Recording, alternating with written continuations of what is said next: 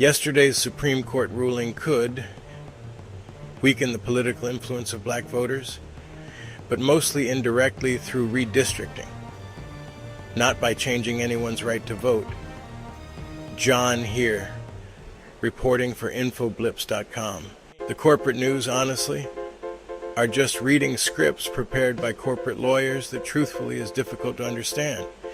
Here's what the change means in plain terms. So, what the court actually changed is this: the court weakened Section 2 of the Voting Rights Act, which is a key law used to fight racial discrimination in voting maps. Before, you could challenge maps if they resulted in less representation for minority voters. Now, you generally have to prove intentional racial discrimination, which is, well, much harder. Let's talk about the likely effects on black political power.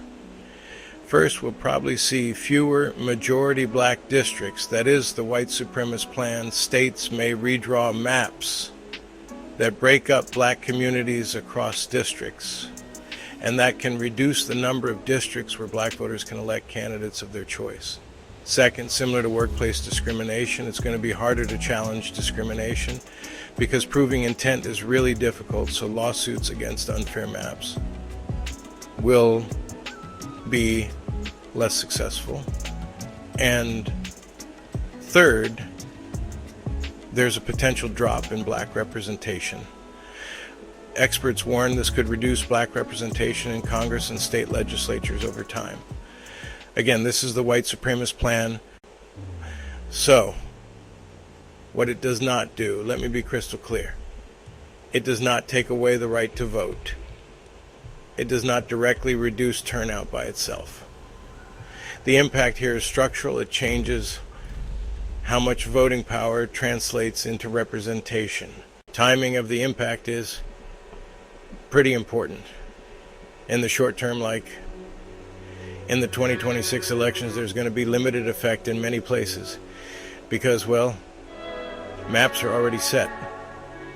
But in the medium to long term, 2028 and beyond, the impact could be significant, especially as states redraw districts. So, why do people disagree about it?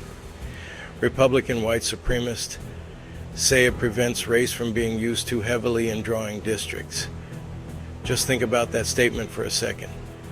Critics, though, argue it will make it easier to dilute black voting strength through gerrymandering, which the Republicans have practiced for years. Bottom line, the ruling doesn't stop black Americans from voting, but, it may reduce how effectively those votes translate into political representation, especially in states where district lines can and have been redrawn to dilute concentrated black voting blocks. It is imperative that black people register and vote in record numbers. Those that do not are playing into the Republican white supremacist hands. If you found this video helpful, please follow me on YouTube and